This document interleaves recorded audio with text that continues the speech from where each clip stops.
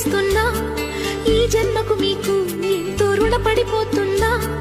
చాలండి ఇంకా మీ చలవా, పుట్టిన ఫలమే లేని కన్నీటి బొట్టుకు పసుపు తాడు కట్టి నుదుట బొట్టు ఎందుకు? ఎవరెవరి అడుగులెటు వైపు పడును ఎరిగింది ఎవరు లేరమ్మా.